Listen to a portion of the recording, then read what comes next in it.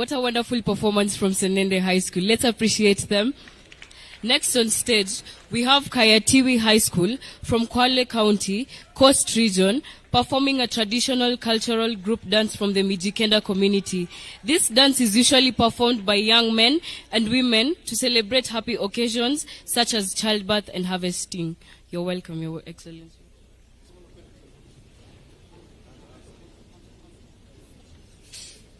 Quiero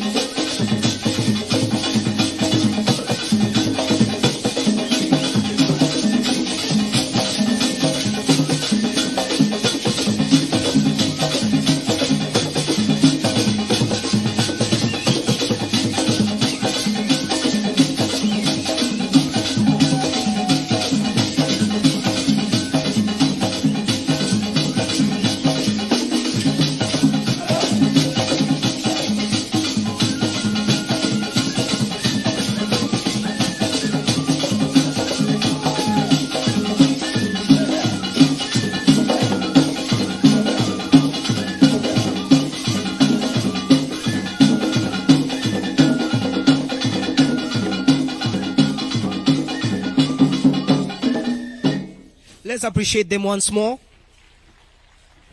So, Our Excellency, next on stage we have Kakuma Mixed School from Turkana County in the Rift Valley region.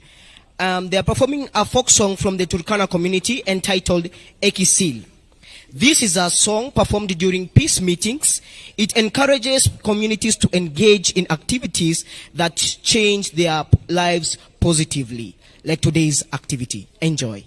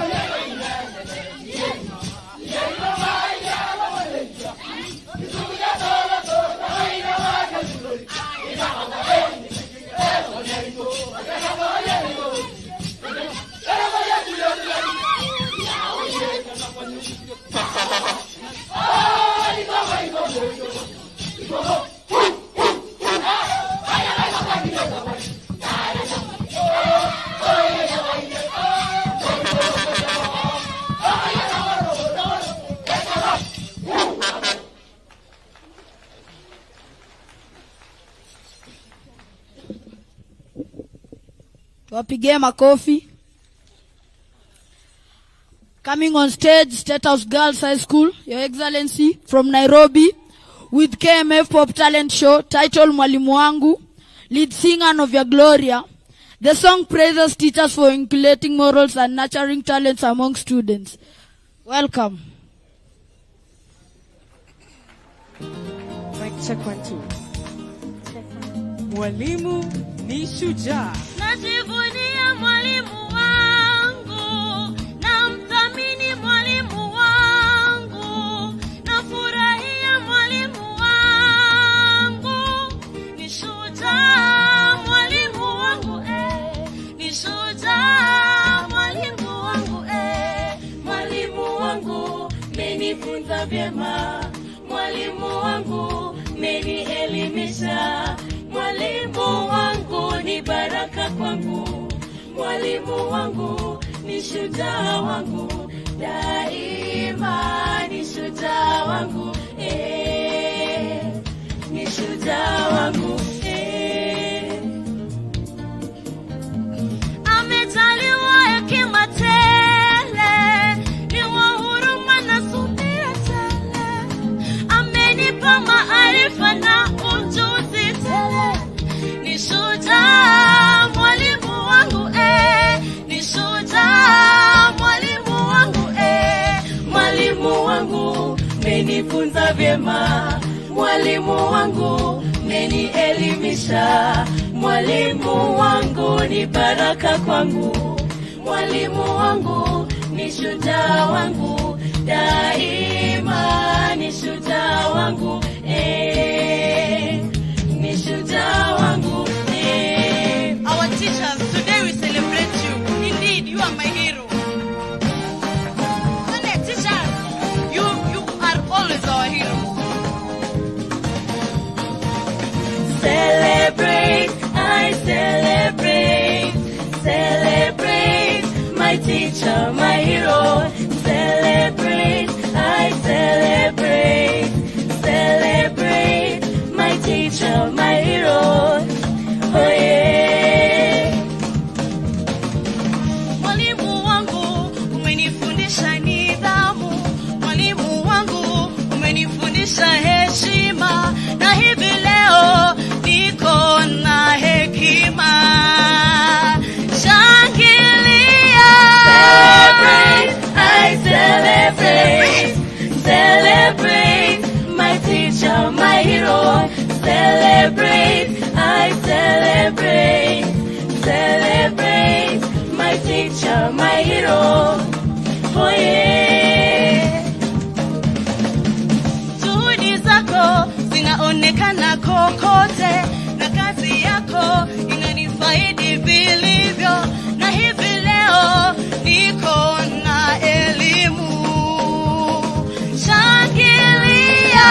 Celebrate, I celebrate, celebrate my teacher, my hero. Celebrate, I celebrate, celebrate my teacher, my hero. Oh yeah. Oh yeah. Oh yeah.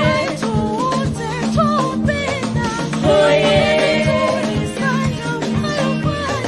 Oh yeah.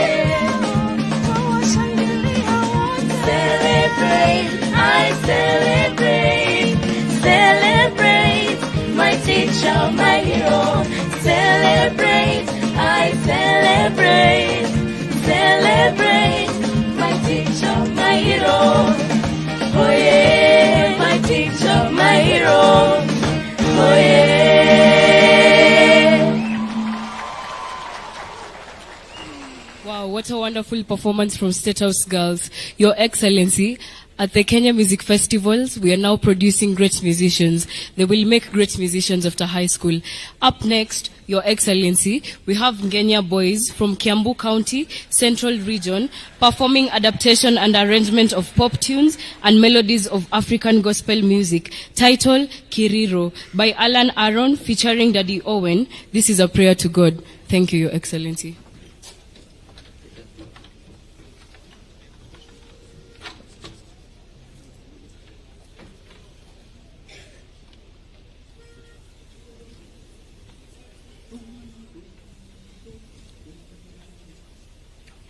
Dum dum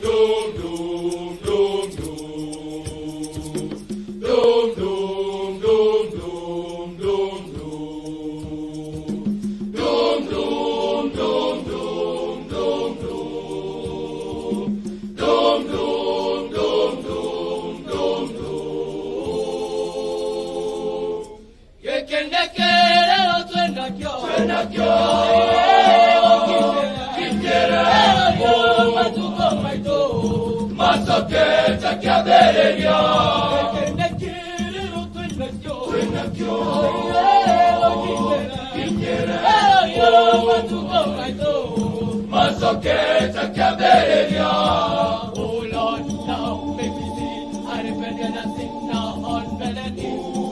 Oh Lord, now hear me cry. No matter what them do and no matter what them try. Oh Lord, see my need. Oh Lord, now hear me cry. No matter what them do and no matter what them try. You are holy, holy. You are holy, holy. You are holy, holy, holy. Oh Lord, now hear me cry. We.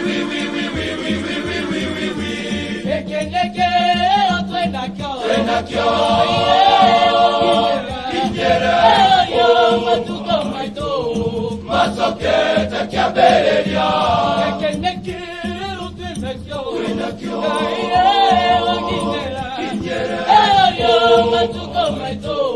Masoketa kiabereria.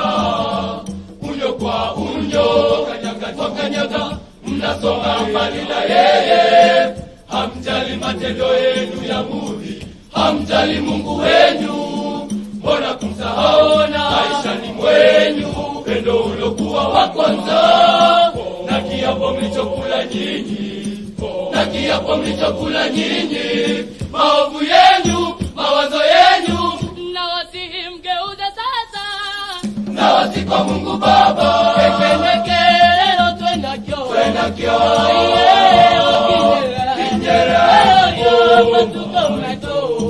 Masoketa kiabereria.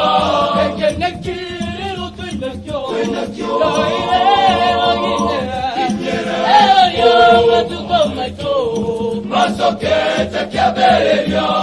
Masoketa kiabereria. Masoketa kiabereria. Masoketa kiabereria. Masoketa kiabereria. Masoketa kiabereria. Masoketa kiabereria. Masoketa kiabereria. Masoketa kiabereria. Moderuta no emoira.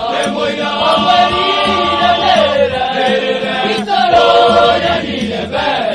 Ere do de merire. Moderuta no emoira. Amarira nere. Itoro ya nilebe. Ere do de merire. Masoketa kiabereria. Bereria.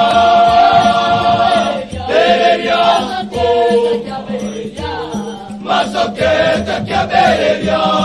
Masoketa kiabereria. Bereria. Bereria. Masoketa kiabereria. Masoketa kiabereria.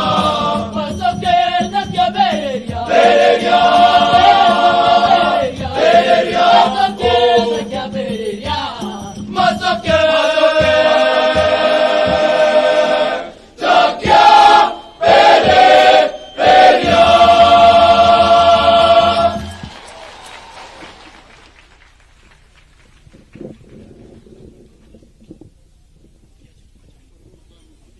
Thank you. Let's clap for them once again. That was a wonderful performance. Coming next on stage, Your Excellency, is Kenyatta University from Nairobi region, Nairobi County, with an adaptation and arrangement of secular pop tunes and melodies, Zinazo Vuma. From Kenya, we are going to have Mbe Mugasi, a popular Bukusu wedding song. Mbe Mugasi Wangoyo. Welcome, Your Excellency. Welcome, Kenyatta University.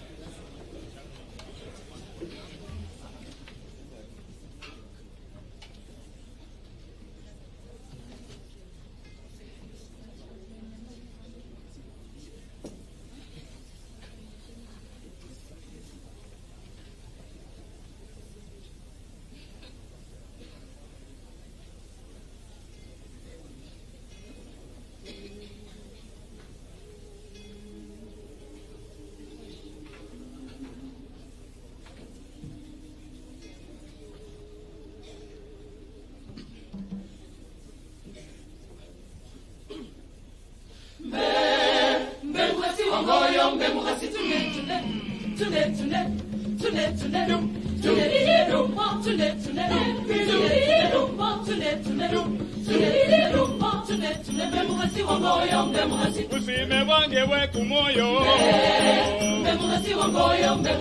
Sweetie we kumoyo kwange Mai we babana bange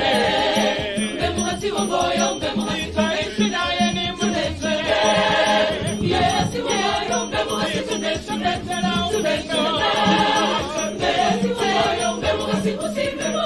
kumoyo kwange Itaishi naye ni mwenze Yes, we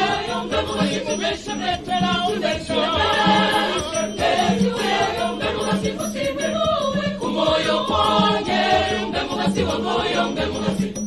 Bemukazi wangoyo usale mabana Bemukazi wangoyo usale mabana Eba pambo mukazi wangoyo Emaimbo mukazi wangoyo Yeba sana reba koreba Yeba sana moya moya Mukazi wangoyo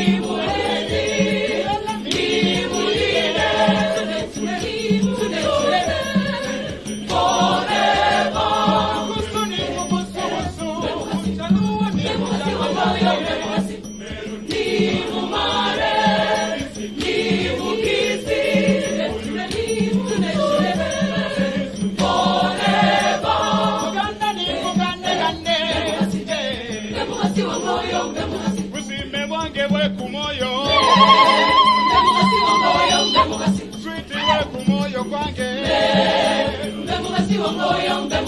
Mai we babana bange Itaishi naye ni mwenze Yes,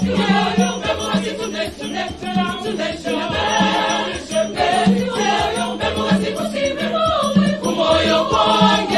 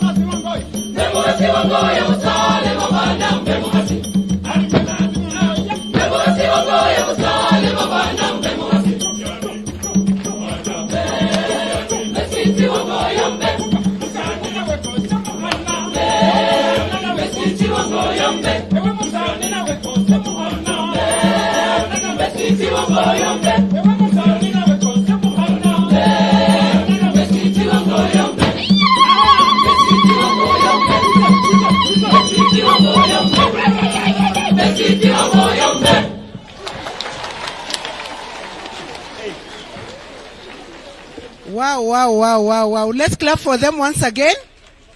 Kenyatta University with Mbemugasi. Thank you, Kenyatta University. Coming next on stage, Your Excellency, is Olulunga Boys High School from Narok County, Rift Valley region, with a traditional cultural group dance from the Maasai community. This is a Maasai cultural group performed by young Maasai Morans to celebrate their success brought about by plenty of milk and increase in livestock. Welcome, Your Excellency. Welcome, Olulunga boys.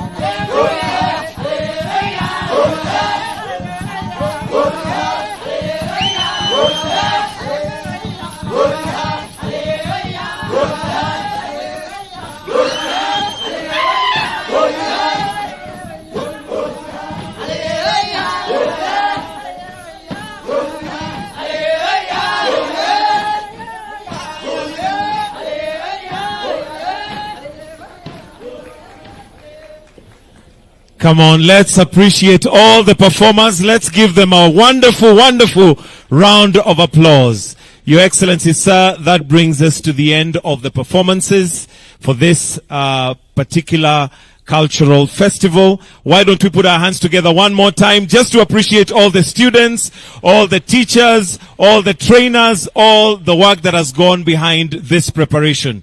Your Excellency, sir, at this point, allow us now to transition to a few speeches, a few comments, and the first person to give their remarks, I'll invite the chairman of the Kenya Music Festival, Professor Frederick B.J.A. Ngala, to make some brief remarks. Why don't we put our hands together as we welcome the chairman of the Kenya Music Festival. Karibu.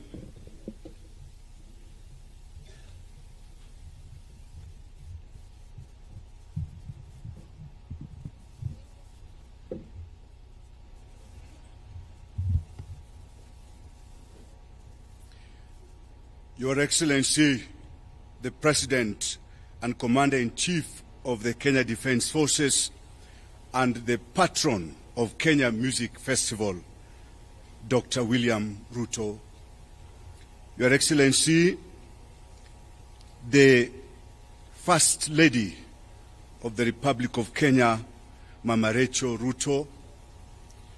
Your Excellency, the Deputy President, Honorable Rigathi Gachagua, Your Excellency, the spouse of the Deputy President, Pastor Dr. Dorcas Rigathi, the Cabinet Secretary, the Governor, other Cabinet Secretaries here, allow me to ride on the protocols already established, Your Excellency, sir.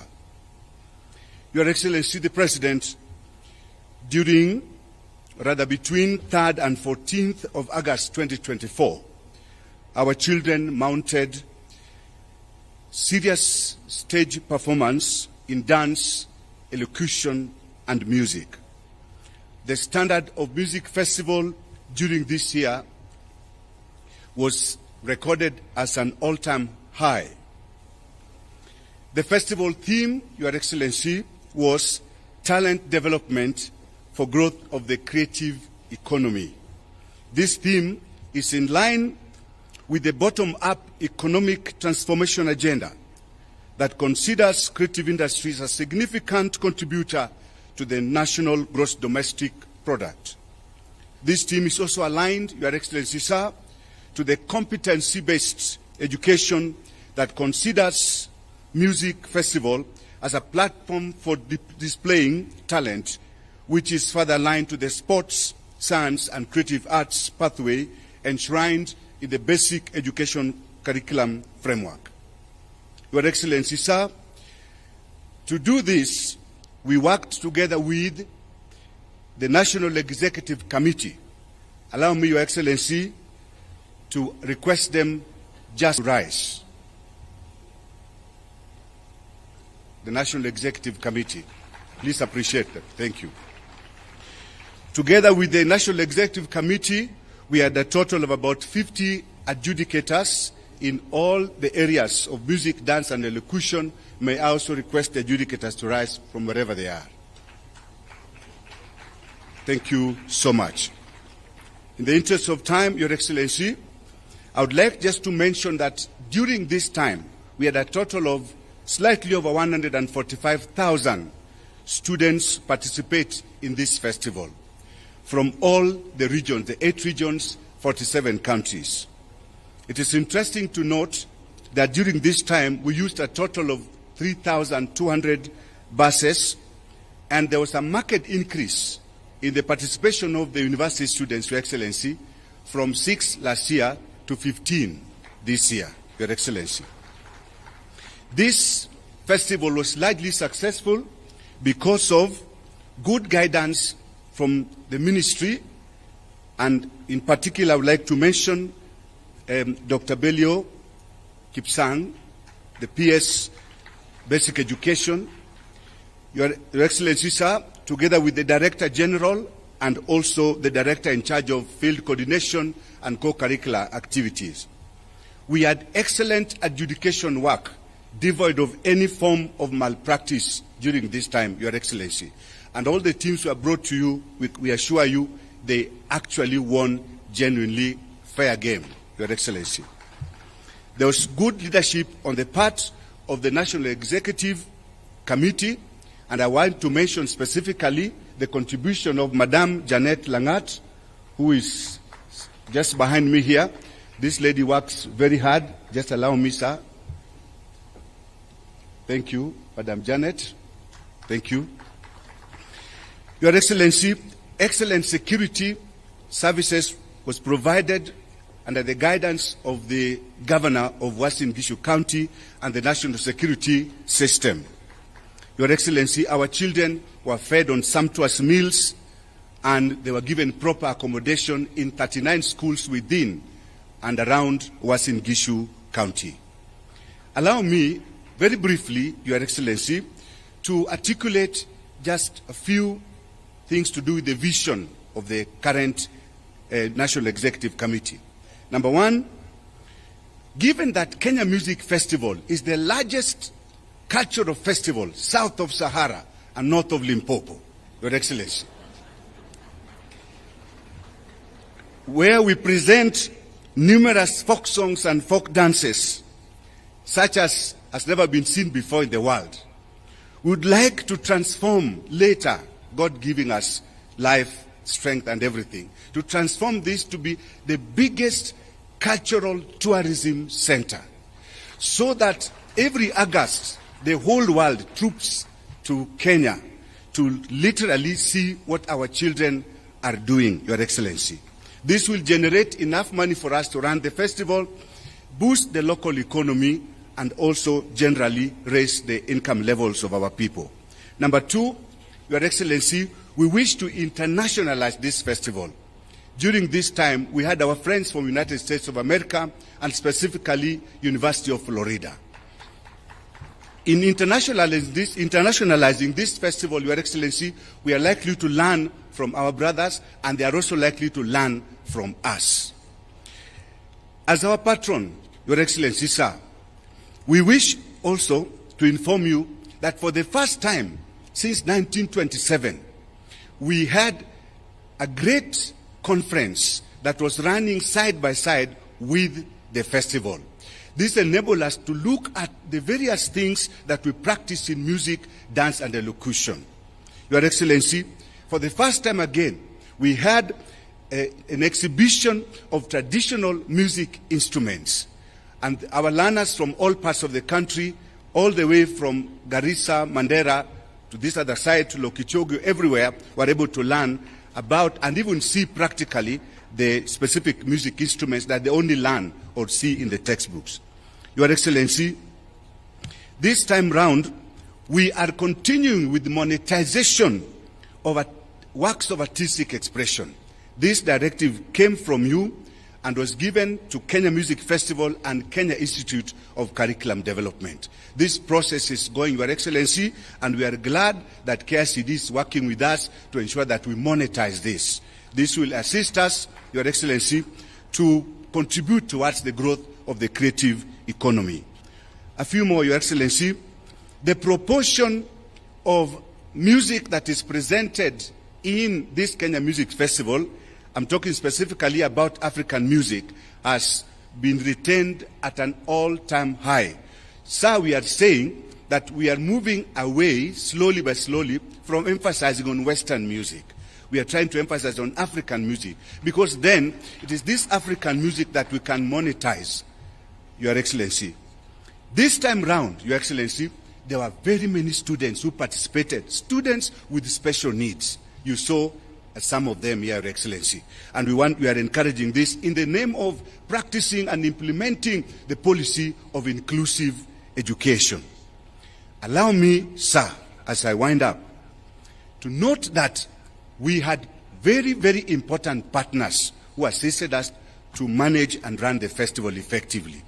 First and foremost, the Sports, Arts and Social Development Fund, and I believe they are here with us. Your Excellency, sir, the Equity Group that also contributed quite a bit for the first time in this festival, and they have pledged further support for the festival. The Kenya Institute of curriculum development, and I note that the CEO is also with us, Your Excellency, and they supported us mightily, together with others, like the German Embassy and others, Your Excellency. This festival is good for the child. The child benefits every day. They learn from each other. We learn from teachers. We learn from adjudicators. Your Excellency, I want to pass gratitude to the PS who is in charge of this whole area, the Director General, the Director in charge of this, the Governor himself, and very important to us, His Excellency, the President of the Republic of Kenya, who is the patron of this festival. This I would like to mention because, sincerely, he is with us. He has found time to be with us today. He is supporting us. He is an astute leader, an excellent leader, promoter of arts. Your Excellency, sisi tunasema shukrani sana. I thank you most profusely, finally, for advising and leading us well. Like today, you are patiently listening to us. May God himself bless you abundantly. Thank you, sir.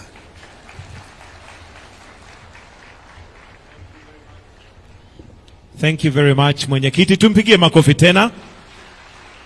Na kwa ruhusa yako Mheshimiwa Rais, sasa naomba nimkaribishe Waziri wa Elimu Mr. Julius Migo Ogamba patiane hotuba yake, alafu akimaliza amwalike naibu wa rais. Tumpigie makofi tafadhali akija. Karibu sana.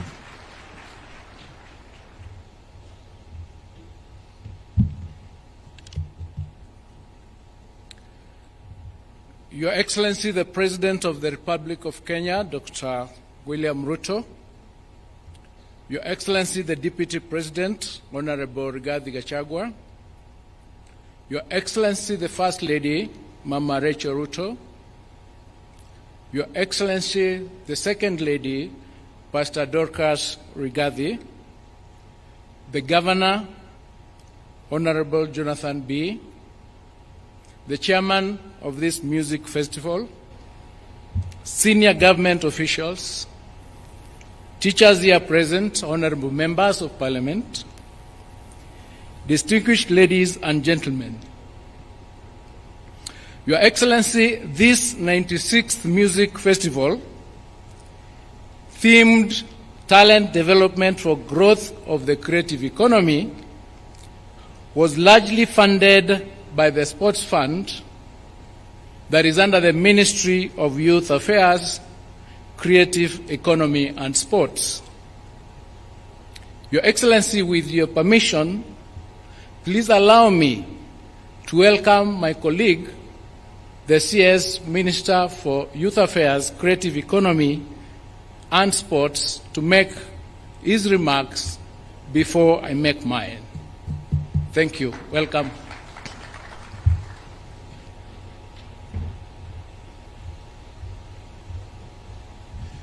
Your Excellency, President William Ruto, Your Excellency, the First Lady, Your Excellency, the Deputy President, Your Excellency, Mama Dorcas, distinguished guests, ladies and gentlemen, good afternoon. This afternoon, we are very privileged to be here as the Ministry of Youth, Creative Economy and Sports, being an integral partner of this very important music festival. Your Excellency, the theme of this festival goes together with our pursuit for creative economy, organizing creative economy for purpose of monetization and what we promise the people of Kenya for Pesa Mfukoni. Your Excellency, what we saw here makes me extremely happy and takes me back, my memories back to my high school days when I participated in such an event. And Your Excellency, it really imprints in your mind and it develops young people. It's not just developing them for music, but the leadership that we have, the fact that we get opportunities to be elected, the confidence to address the public and to be able to speak your thoughts and mind comes from nurturing young people the way this process has done to grow them to be responsible citizens. And allow me, Your Excellency, to say when I see Mr. Ngala, Professor Ngala, now he's a professor, I don't see his professorship. I just see the music, and all the time he has been a great inspiration to many of us from the days we were in the university up to now. Your Excellency, the Ministry of Sports was able to support this program in an hefty manner, Your Excellency, to a tune of 150 million shillings to make this process successful. And this is only possible because you gave a directive immediately you came to office that the sports fund must be used to support sports and creative arts, Your Excellency, to make sure that it is confined to the sector that is going to grow our young people and help them to grow their talents. Your Excellency, let me use this time to repeat and reiterate what I said yesterday. This sector has great opportunity for private sector. It shouldn't be that government should be the only partner that puts resources to this sector.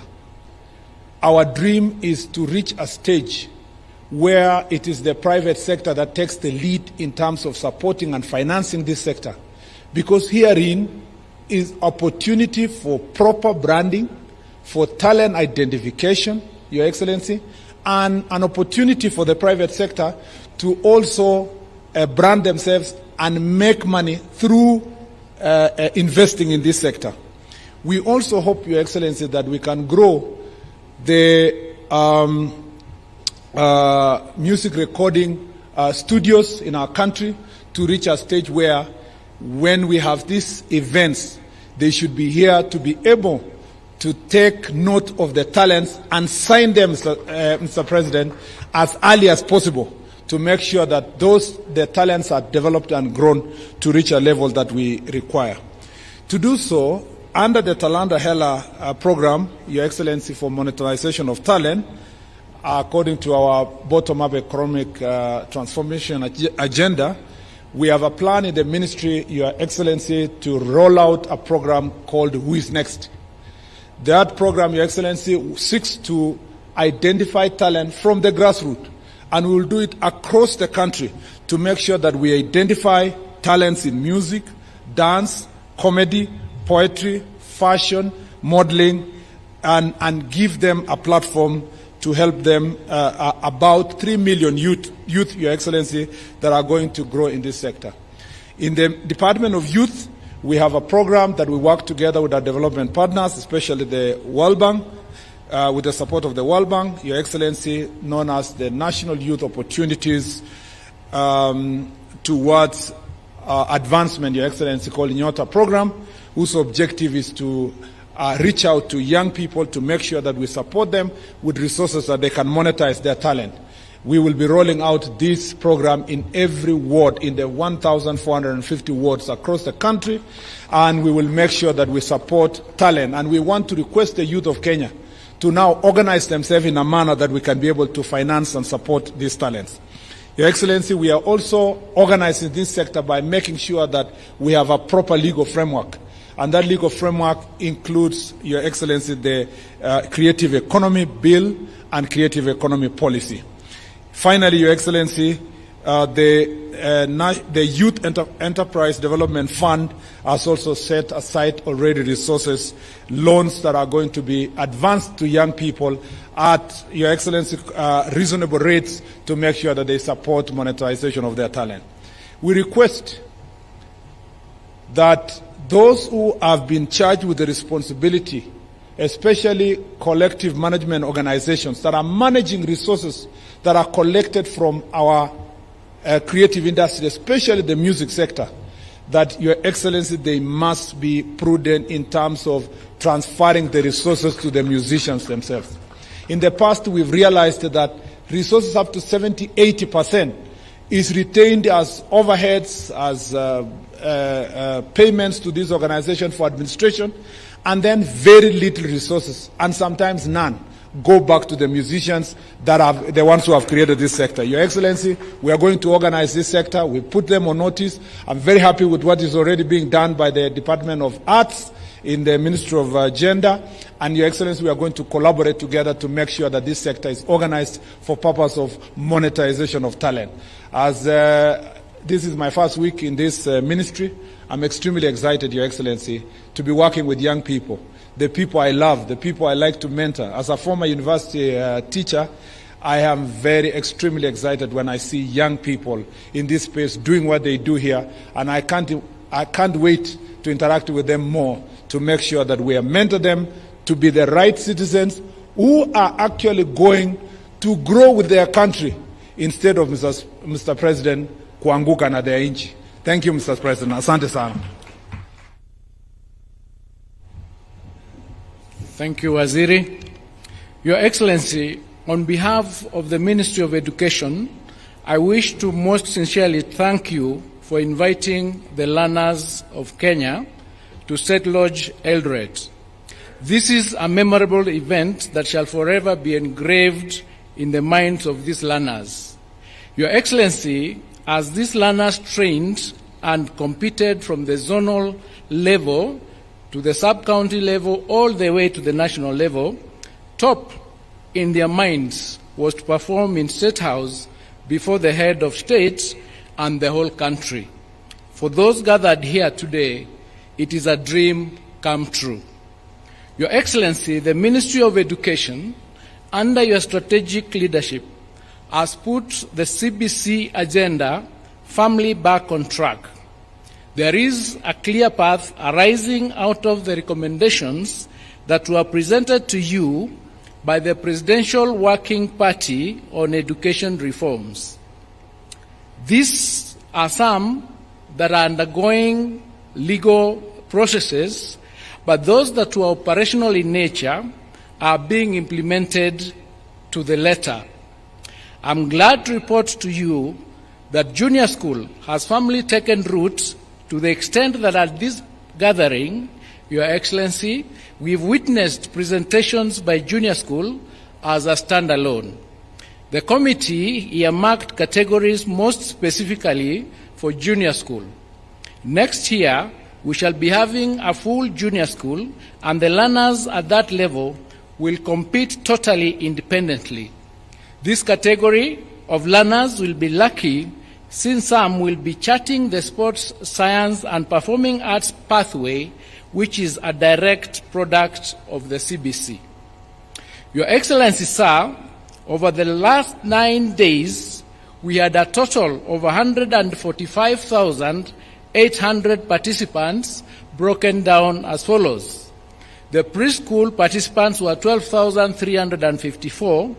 The primary school were 29,876. Junior school were 22,876. Secondary school were 43,256. The teacher training colleges were 13,965. TVETs came in at 8,987. Universities at 3,809, making a total of over 145,800. This increase, Your Excellency, in the numbers is attributable to the new entries by the junior school. The learners were comfortably accommodated in our learning institutions within Eldoret County. Your Excellency, I wish to appreciate the Sports and Social Development Fund for heeding your directive and fully supporting this co-curricular activity and other co-curricular activities in the Ministry of Education. This particular activity was fully funded by the Sports Fund. I also wish to thank other partners, including Equity Bank, the KICD, the Communications Authority of Kenya, the Kenya Universities and Central Placement Services, COOPS, and all these other partners that made this happen. Your Excellency, Moi Girls, and by extension, Eldoret, hosted this event and these students. And I therefore wish to also thank the Governor for hosting this big event. Your Excellency, I wish to thank you for your continued support towards university education, especially, Your Excellency, in the implementation of the student-centered university funding model that is currently in its second year. I wish to confirm that we have implemented your directive that all universities release the new fee structure letters stipulating only the household contribution towards the total cost of the degree programs. Over 125,000 students have so far applied, and out of these, 100,080 specific letters have been issued to the students as of this afternoon. Your Excellency, those cover 36 universities, and we are on course to meet the deadline, which is in 2 or 3 days away. That is by the 19th of August 2024. Your Excellency, those who may have challenges with the band that they've been placed in has been provided a portal where they can put in their appeal, and our teams will deal with those concerns and respond to them as appropriate. Your Excellency, I take this opportunity now to congratulate all the performers and the winners, and also the people of Eldoret for gaining the city status yesterday. I thank you all, and God bless you, and God bless Kenya. Thank you. May I take this opportunity now to invite His Excellency Honorable Rigathi Gachagua to make his remarks.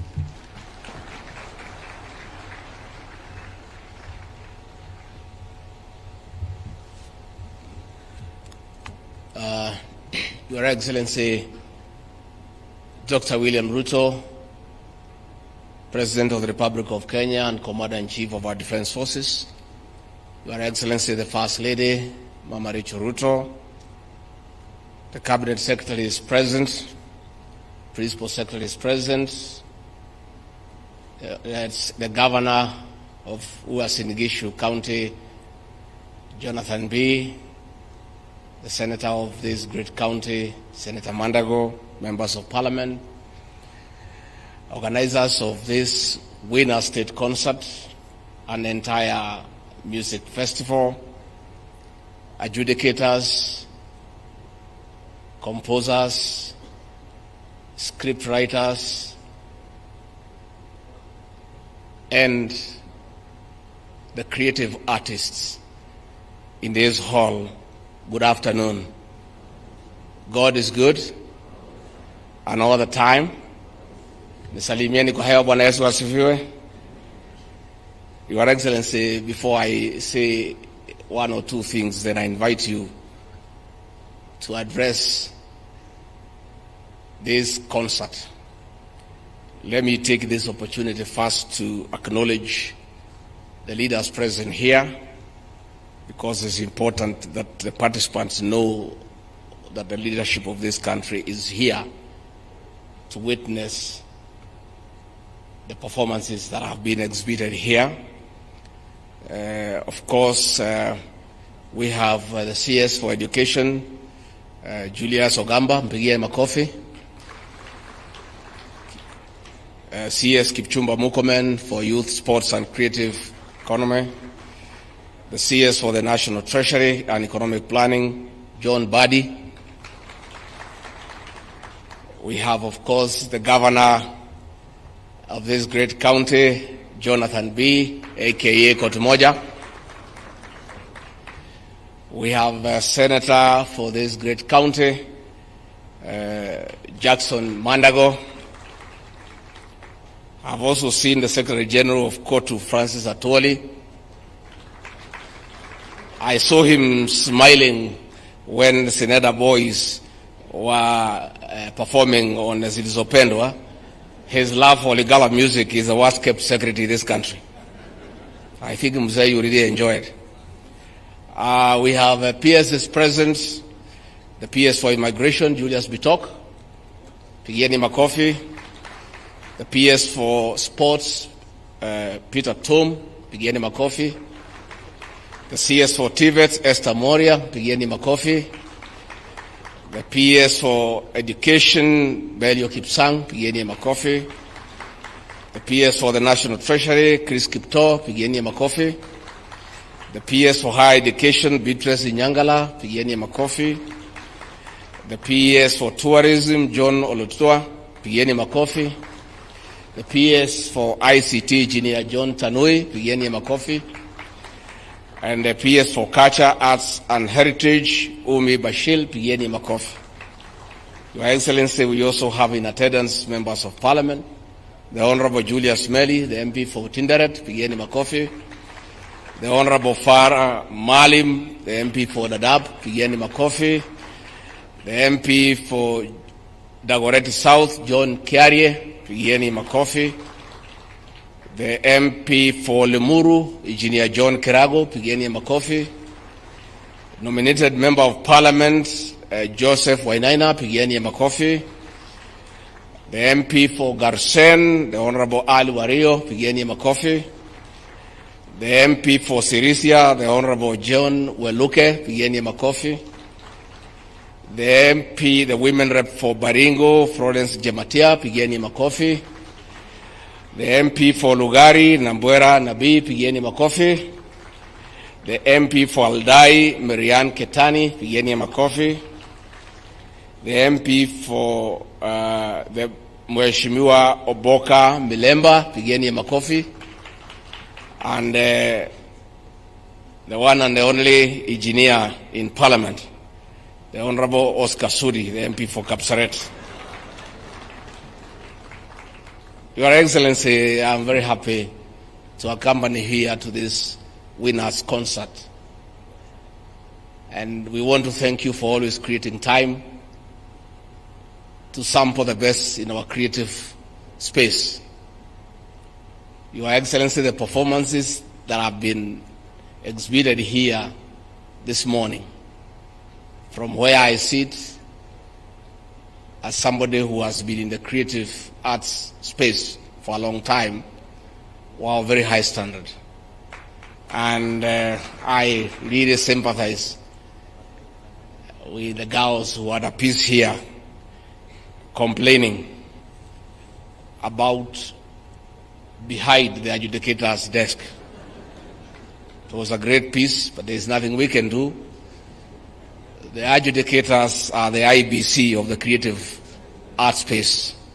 All you have to do is just improve on your performance, because there will be winners, there will be losers, but at the end of it all, the performances are of very high quality. Your Excellency, what the young people have exhibited here today pricks the conscience of the nation. Our young people are able to talk to us in a very strong manner. And I reflect back, there was a debate in the 80s about creative arts. There was a school of thought by Professor Chris Wenjala arguing that work of art is content. And another school of art, another school of thought by Professor Henry Dangasi arguing that work of art is form. The argument was, according to those who agreed, work of art is content, is that it is a story. Work of art is a story. The other group was arguing, is really not the story, is how you tell the story. So as I sat here today, that debate is still there. Is it the story or how you tell the story? Which is which? Is it the story or how you tell the story? I belong to that school of thought. That is how you tell the story. The story is good and is always there, but how do you tell it? When 10-week boarding presented a chorus here in Kipsigis language that I don't understand, but from the body language, from the visual expression, I could see the anger and the indignation those girls had about the danger of illicit brews in our country. But that story is always there. But they told it in a different manner. When I looked at St. Clair Maragori about road safety, challenging passengers not to board an overloaded vehicle, that story is always told by the police. But the girls have told it differently. So let us invest in how we tell the story. Your Excellency, when you saw in your cabinet, you did admit that our administration has had a challenge in how you communicate our achievements. We've done a lot. We've got good stories. Sometimes we don't tell the story, and when we tell those stories, we don't tell them well. Let us invest on how to tell the story. The university financing model is a masterpiece. It's such an intervention in our education system on how we finance it. But that story has not been told, and where it has been told, it has not been told well. Let us tell that story appropriately so that the beneficiaries can know that we have got a good financing model. So, Your Excellency, I want to say I'm very happy. Last year, we were with you in Nakuru. When I went home, after seeing the performances, I was very calm and slept very well. And my wife asked what had happened that I slept so well. I told her I was in a beautiful state concert. And she said, next year, I want to come with you so that I can also sleep well. So I asked her to come along today. And of course, I was very happy to see Kenyaga Boys, where I was for 6 years. And I was in the creative space, learning how to tell a story and tell it well. So I want to say congratulations to the performers. Continue telling the story, continue impacting on society through the creative space. And I want to thank Kipchumba Murkomen, the way you have explained. Let us invest more in our young people so that they can help us instill values in our society. They can help us communicate difficult messages in a light manner, in a manner that is not only educative, but also entertaining. With those very many remarks, I want to request all of you to stand up and help me by clapping and ululating and kushangilia to welcome the President of the Republic of Kenya, Dr. William Ruto, to come and tell his story and tell it well. Mr. President.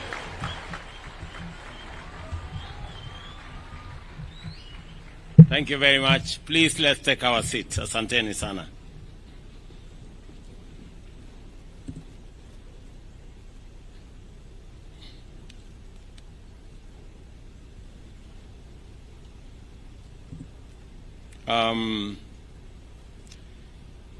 Your Excellencies, honorable members, distinguished artists, good afternoon. Hamjambo. Let me take this opportunity, first and foremost, to welcome all of us, those from far and wide, to Eldoret, the newest city in Kenya. As you're all aware, Eldoret became the 5th city in Kenya yesterday. And this celebration today, this Winners State Concert, is taking place at a moment and at a time when Eldoret has just become a city. Yesterday, I also had the occasion to receive our great ambassadors, our sportsmen and women who had participated in the Olympics in Paris.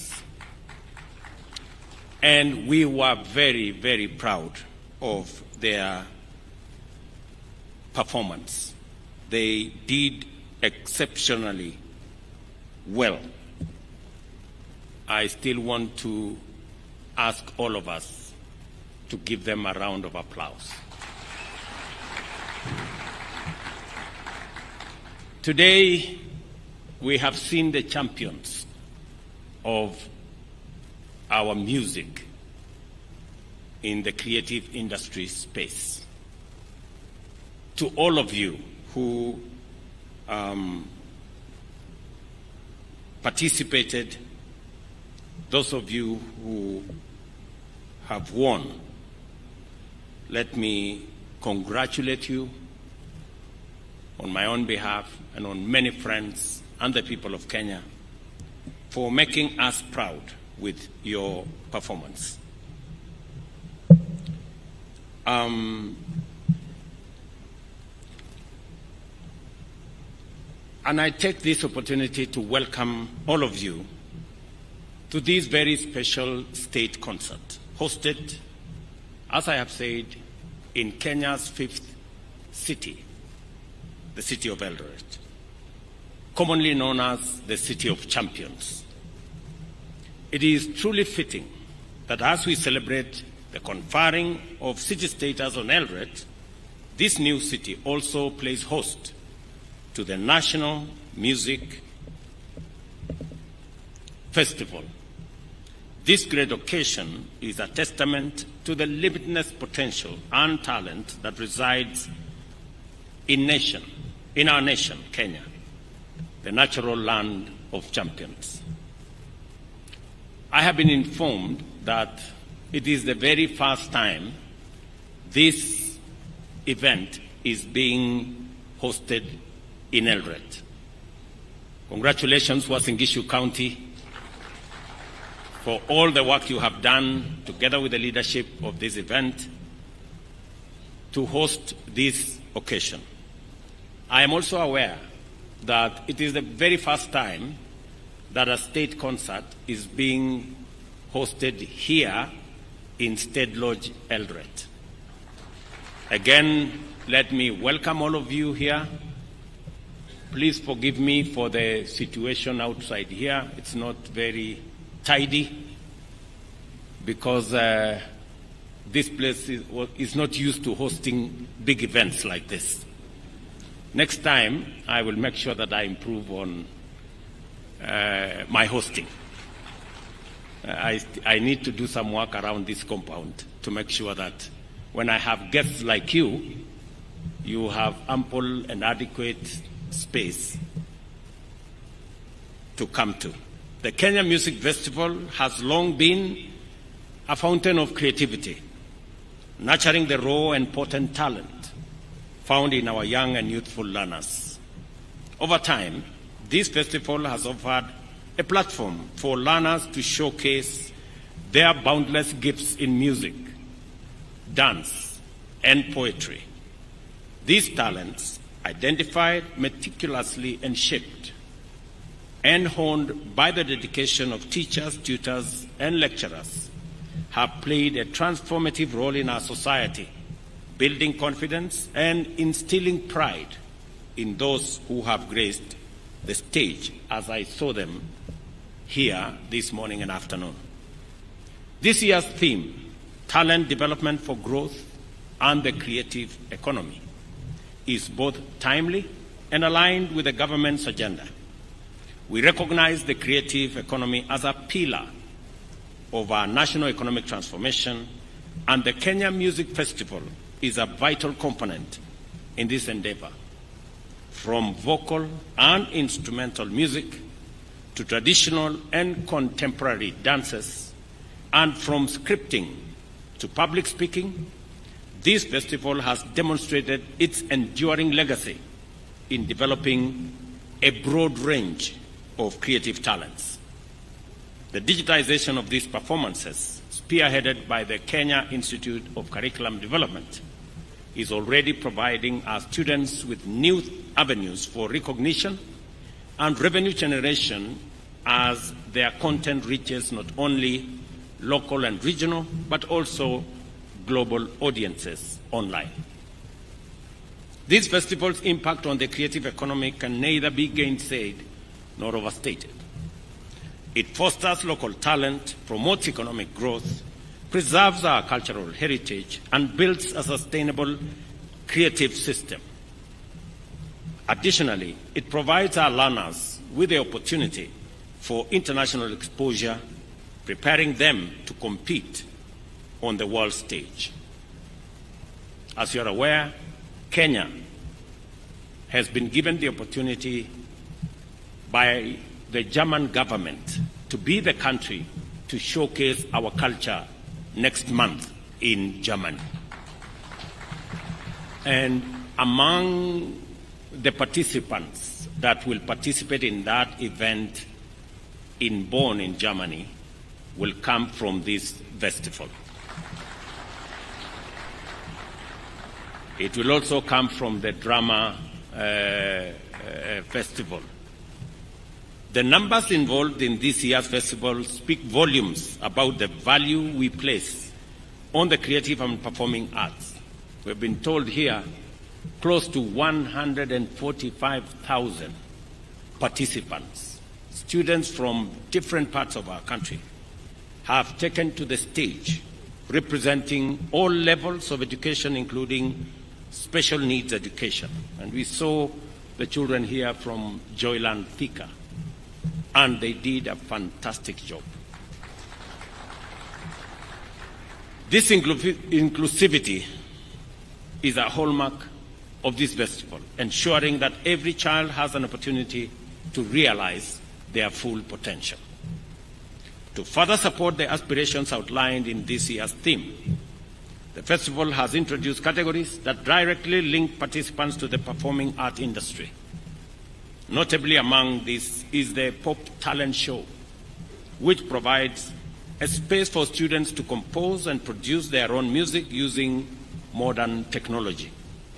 With this and the experience around it, our students are positioned to become composers, performers, and recording artists, attributing and contributing to Kenya's vibrant music industry. The festival also plays a crucial role in preserving our cultural heritage through the performance of traditional dances. We must promote these classes and document these dances to ensure they are preserved for current and future generations. This year, we witnessed the first national conference in music held alongside the competitions, as was ably explained by Professor Ngala.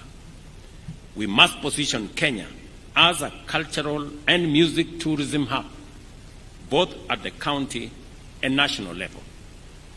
I also extend a warm welcome to guest teams from other countries who joined us this year, and I hope to see more international participation in the future. The success of this festival would not be possible without the support of our partners. Your contribution, collaboration, allows us to realize the government mission of educating and creating a better world together for the future.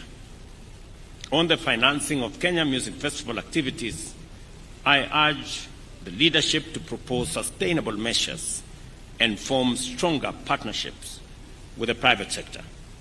The festival must find alternative sources of income to ensure its sustainability and continued success. I have heard what both ministers have said about this, about the plans they have on how to make this sustainable, how to bring on board the private sector, how to expand the sponsors, how to create opportunities for advertising, for talent identification, for the whole space around the creative economy. And I am looking forward to an ecosystem that is going to fund itself as we go into the future. And we will be deliberate on making sure that that becomes the case. Ladies and gentlemen, the creative arts, music, dance, and elocution are not only sources of immense national pride, but also of gainful employment. These industries support jobs in sound engineering, event management, costume design, and more.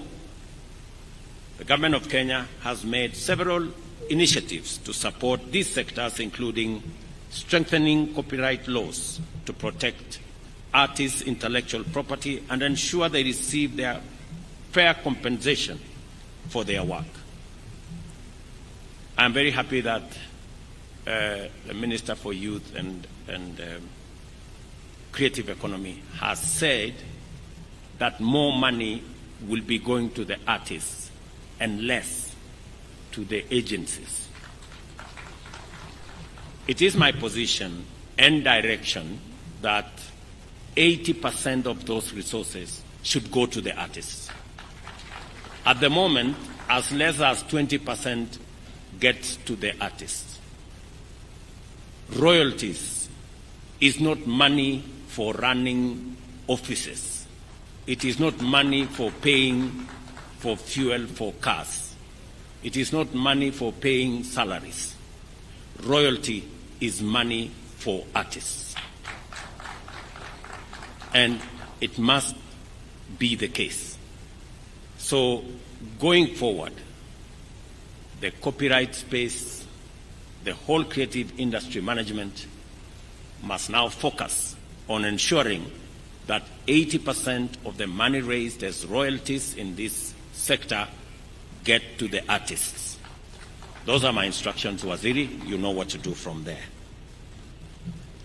We are also working with county governments to establish and maintain cultural centers and performance venues, providing artists with the facilities they need to thrive. This is another space that I would want us to work together around to see that we build the necessary infrastructure to support the creative and art space. The performance we have witnessed here today are a testament to the dedication and hard work of our teachers, trainers, and students.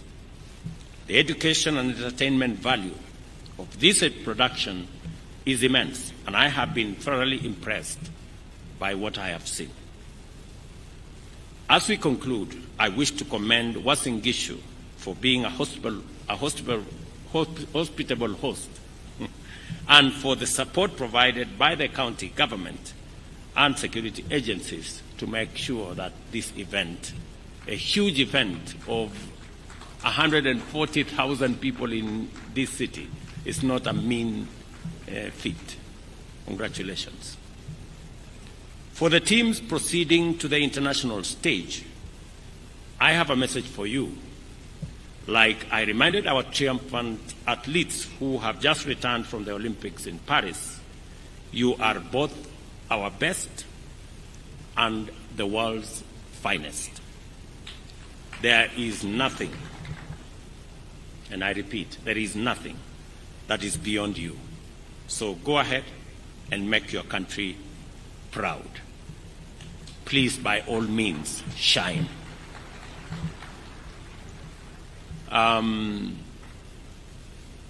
This is a very important space for us because it speaks to our children.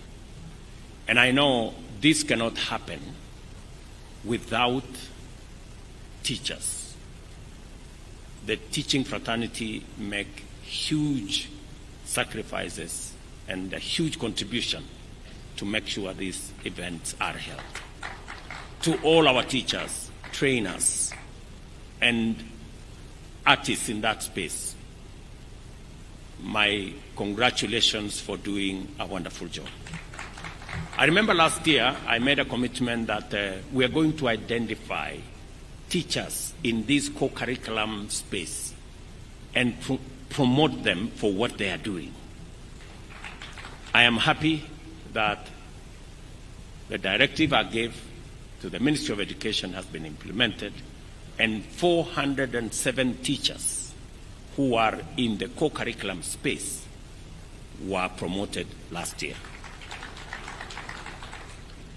I also want to say that we will continue to recognize teachers who are operating in this space. and also give them national awards. Last year, I gave 17 teachers in the co-curriculum space national awards, recognizing their contribution to the progress of our nation. We will continue to identify, we will continue to work with you to make sure that we continuously promote this space. Let me also say that as the Minister for Education and the Deputy President have said, we have now concluded sending letters for the new students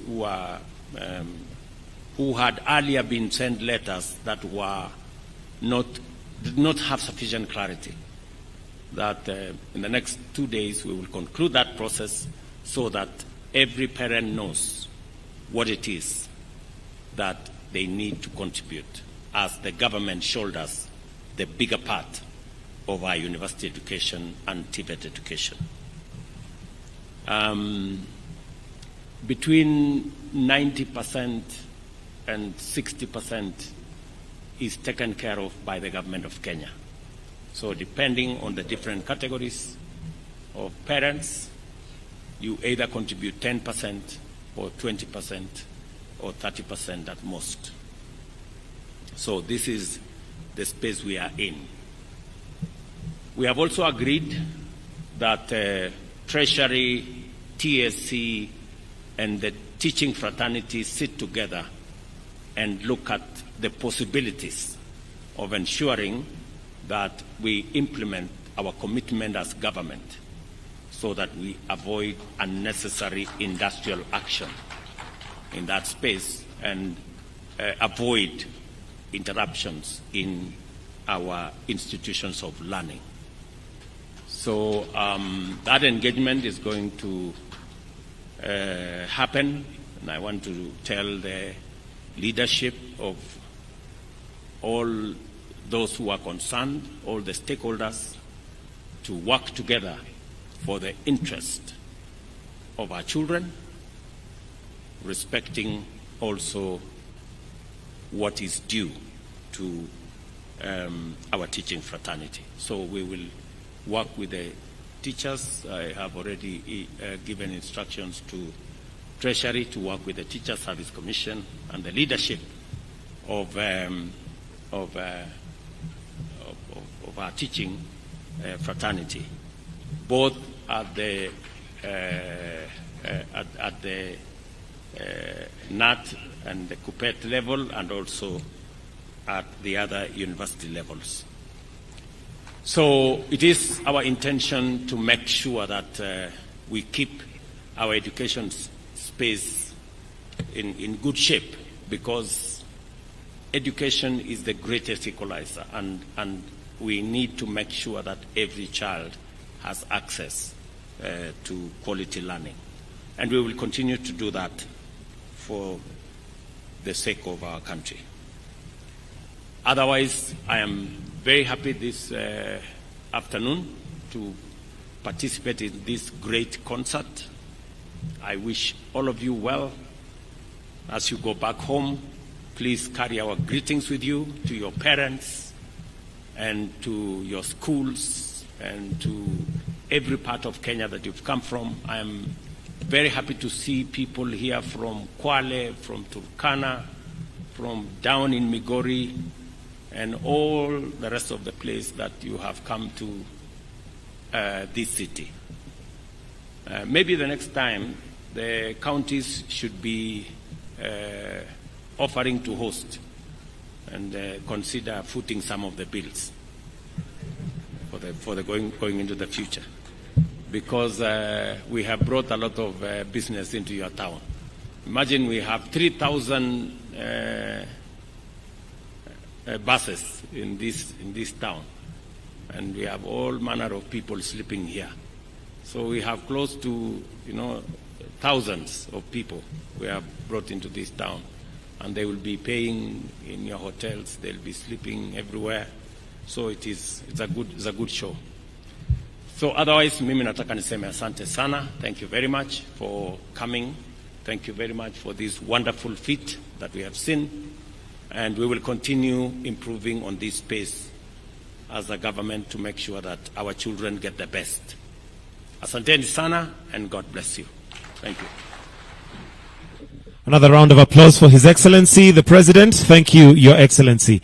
Your Excellency, I'll request that we take our seats. Let's take our seats kindly as we now transition to the award ceremony. We have 13 awards that are going to be given to the best performing pieces, and I will call them out as we go along. Allow me at this point, Your Excellency, to also ask His Excellency, the Deputy President, the Chair, and the two CSs present to join you to flank as we now give out these awards. Also, the children will have a photo session with His Excellency the President, so I'll request that we proceed backstage in the order in which your performances were done. So students who are still in the crowd, kindly, immediately after the awards, we proceed to backstage. We proceed right now. We'll do the pictures after the awards in the order in which the awards were given. So the first award to be given is KCD Trophy, Best Early Childhood Development Education Center, and the winner is Kitengela International School from Athi River. Why don't we put our hands together for Kitengela International School as the representatives now come to receive the award. The next will be Best Primary School, and this is Lukenya Academy, so let's have them in line.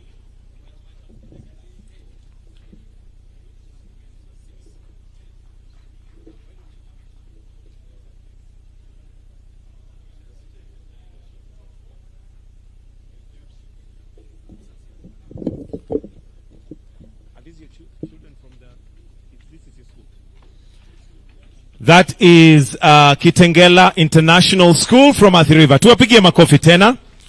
Let's have on standby Lukenya Academy is next, followed by Moi Forces Academy. So let's have them all lined up.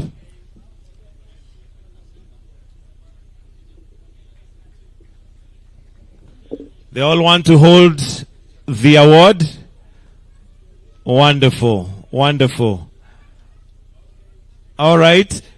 Thank you. The next is Best Primary School, Lukenya Academy. Let us appreciate them as they are coming on stage. That is Lukenya Academy. Moi Forces should be on standby.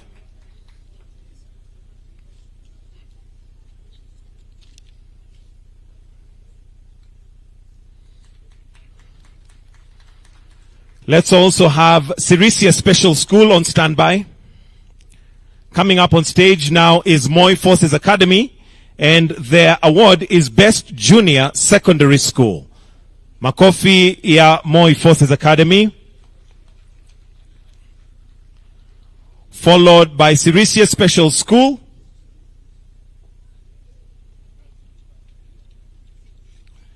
Best Pre-Vocational Institution.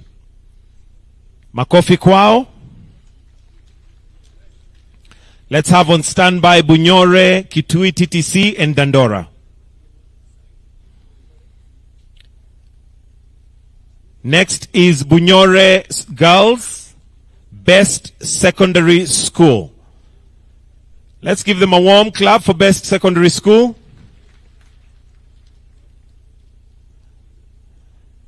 Next is Kitui TTC, Best Teachers Training College. This is a separate sponsored trophy.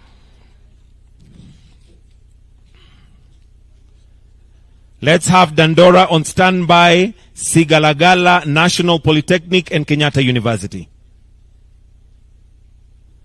Next is Dandora Green Light VTC, Best Vocational Training Center with Uraia Trophy. Tuwapigie makofi tafadhali. Next we have Sigalagala National Polytechnic, Best National Polytechnic, Technical and Vocational Colleges. A Brook Trophy. And the next is Kenyatta University with Best University, KUCCP Trophy. A reminder, students, please, all performing students, let's go backstage so that we are prepared for the photo session immediately after this.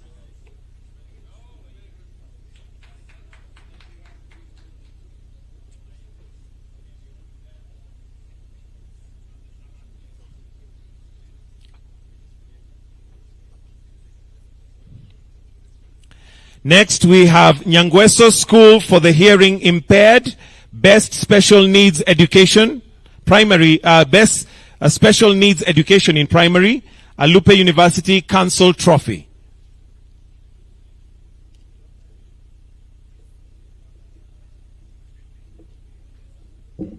Next, we have Moranga School for the Hearing Impaired, Best Special Needs Education, Secondary School, an Anti-Counterfeit Authority sponsored trophy.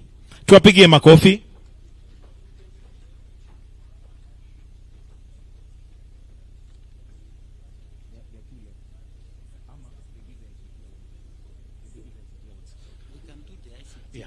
No, what we'll do the trophies, but let First Lady and Pastor Dorcas do that. Next, we have Nairobi County, Best County, that's Teacher Service Commission Trophy. Tuwapigie makofi.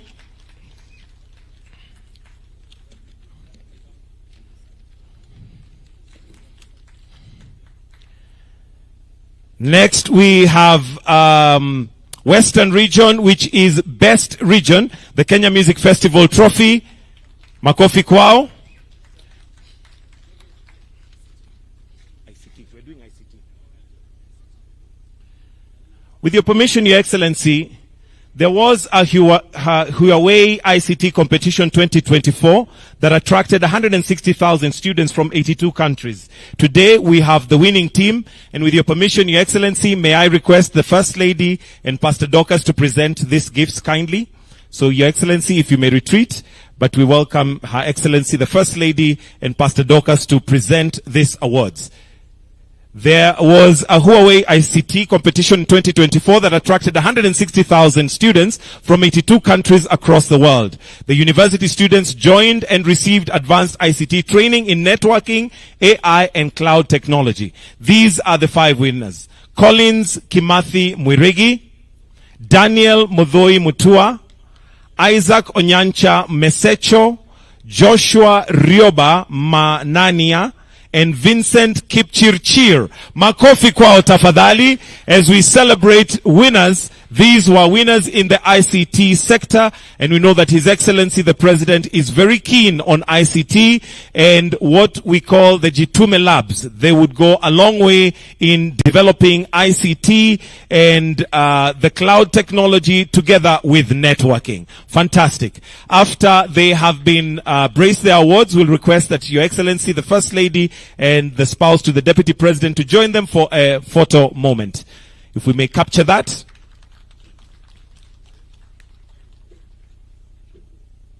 Thank you. We'll now proceed to the photo session.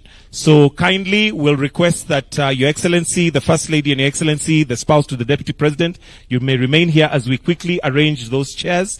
Let me also invite the PS Culture, PS Higher Education, PS ICT, and PS Bellio to kindly come on stage as you'll be part of these photographs.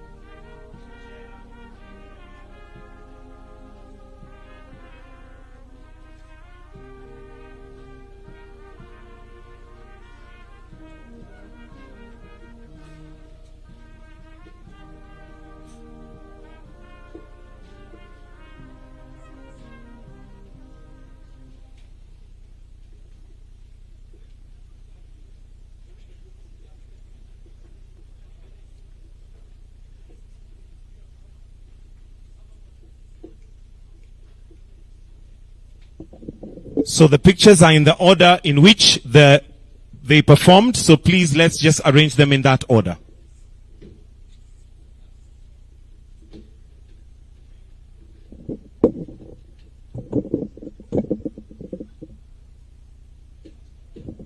Exit to the left. Let's have the next lot coming in.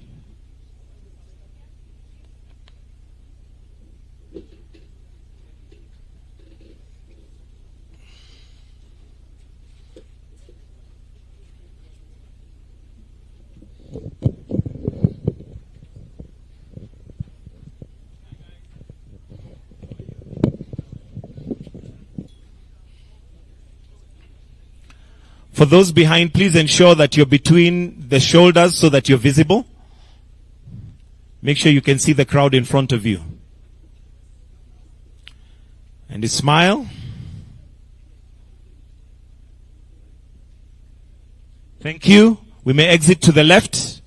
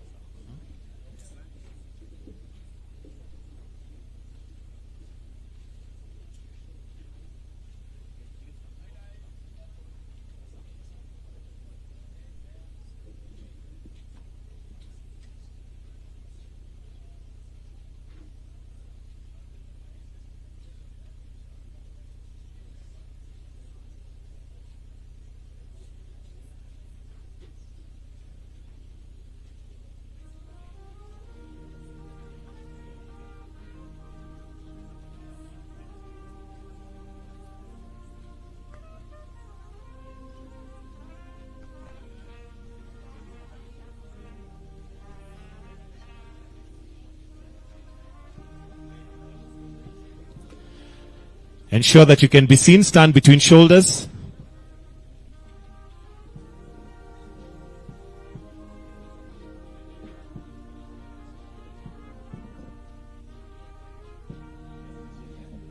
Thank you. We may exit to the left.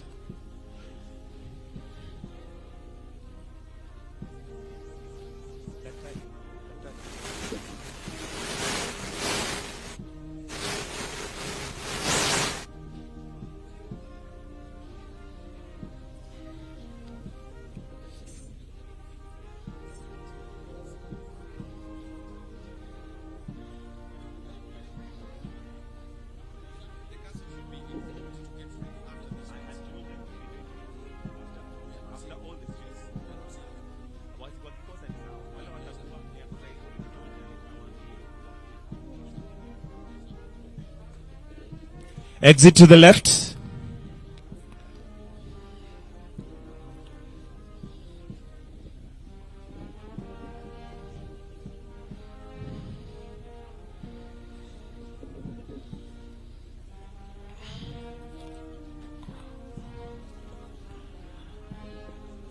The taller ones to stand behind and make sure you're in between shoulders.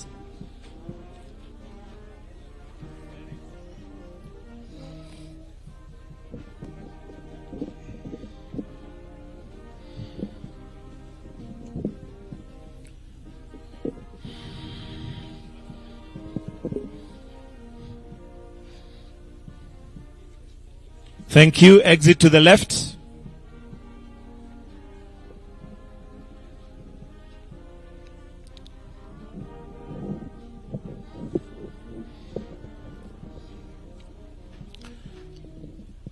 The taller ones to stand behind, but stand behind in between shoulders so that you're visible.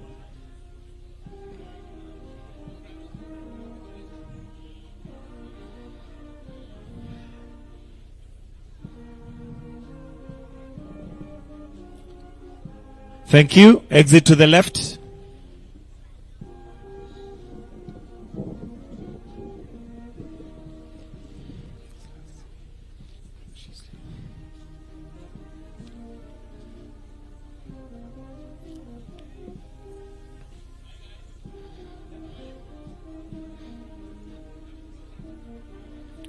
The taller ones to the back.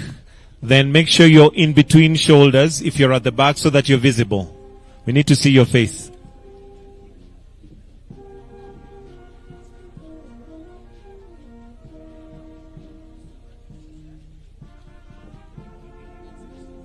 Exit to the left kindly.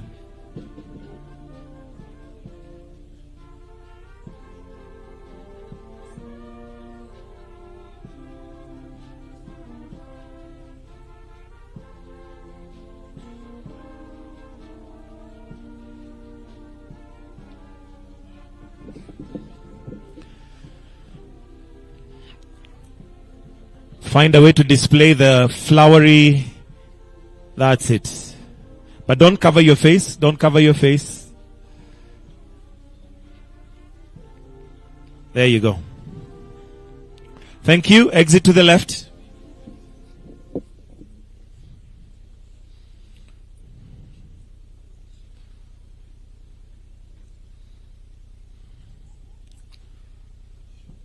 Those who are taller, remember to stand behind.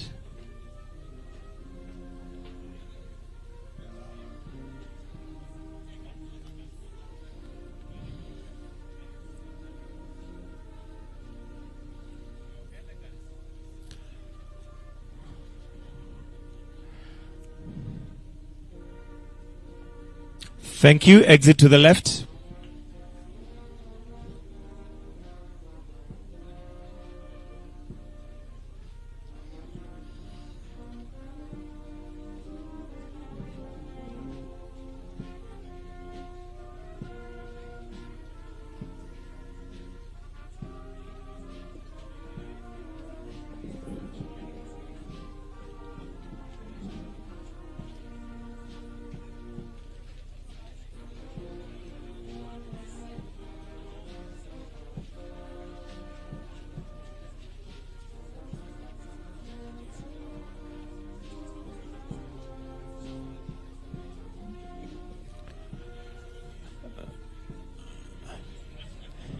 His Excellency likes their uniform. Let's exit to the left, please. We may exit kindly. Let's exit kindly.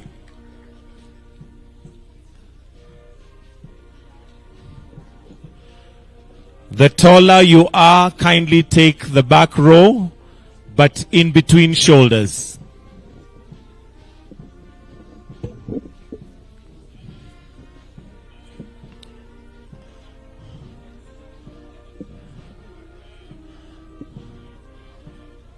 All right, let's look forward, and in 3, 2, 1. Thank you. Let's exit to the left.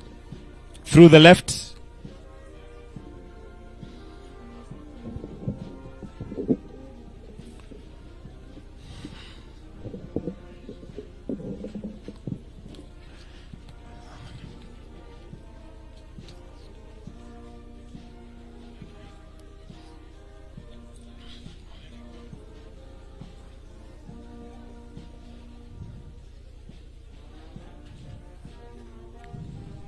Thank you. Let's exit to the left. Exit through the left. The left.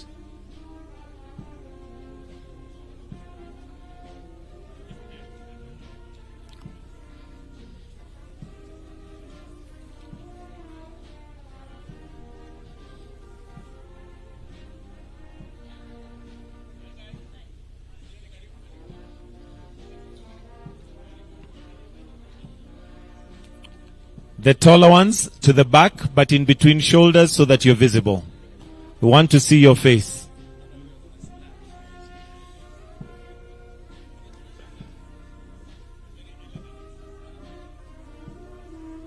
Thank you. Let's exit through the left.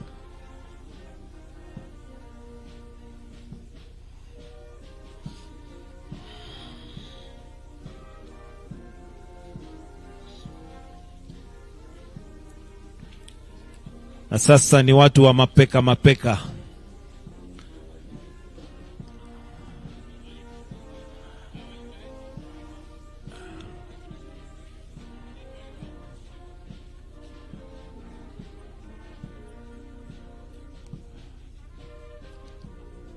Thank you. We'll exit from the left, your left.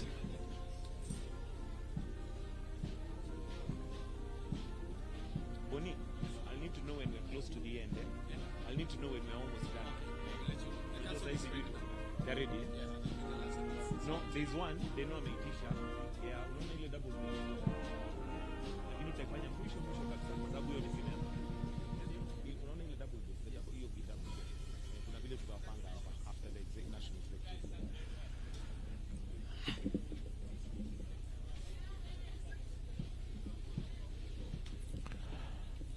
Thank you. Let's exit to the left.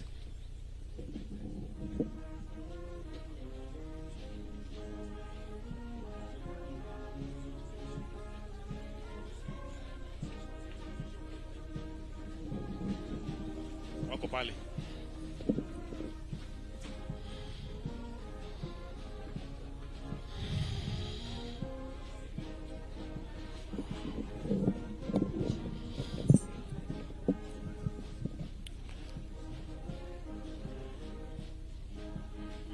Ensure you can see the people in front. Thank you. Exit to your left. To your left.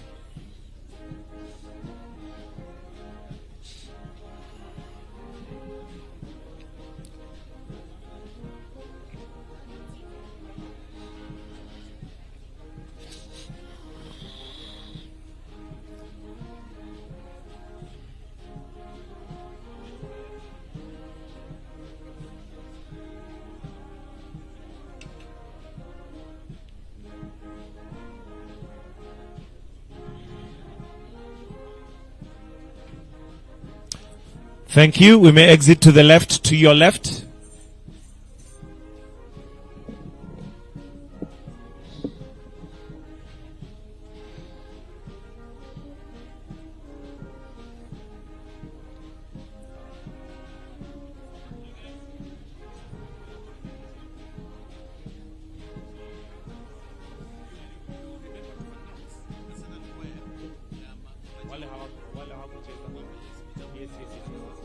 I need the name. Utanipatia jina. Let's exit to your left.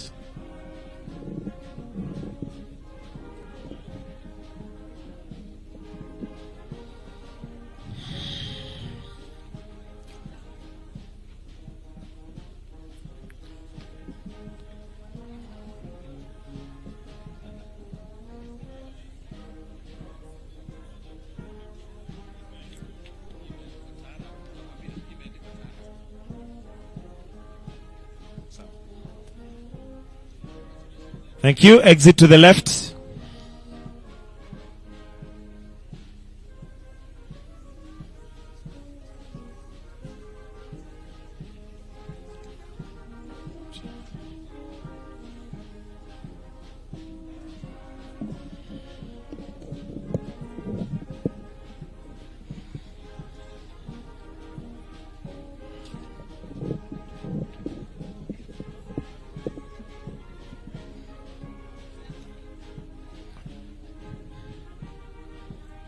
Thank you. We exit to your left.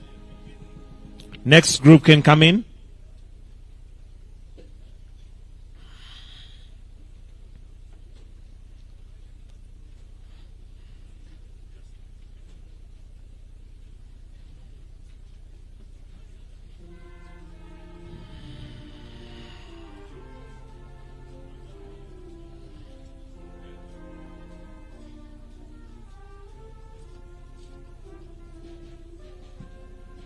Thank you. Exit to your left.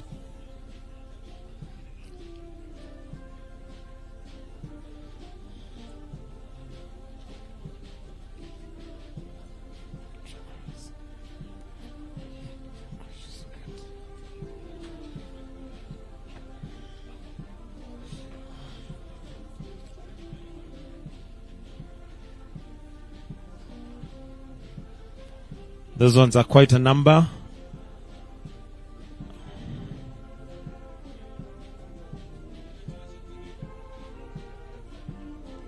Thank you. Exit to your left.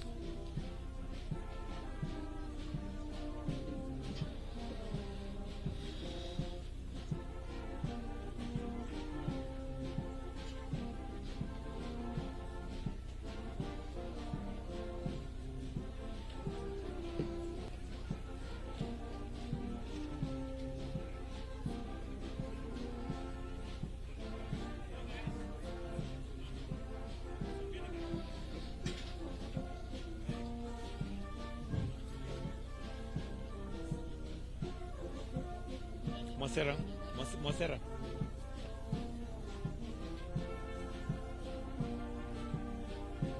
Thank you. Exit to your left.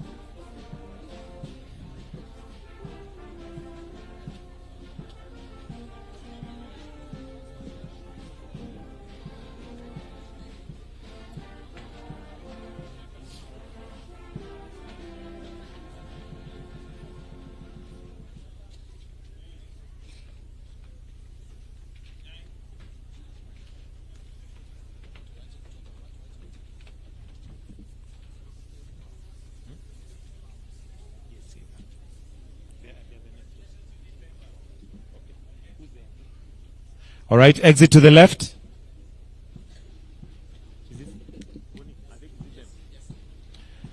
The group that's now coming on stage, Your Excellency.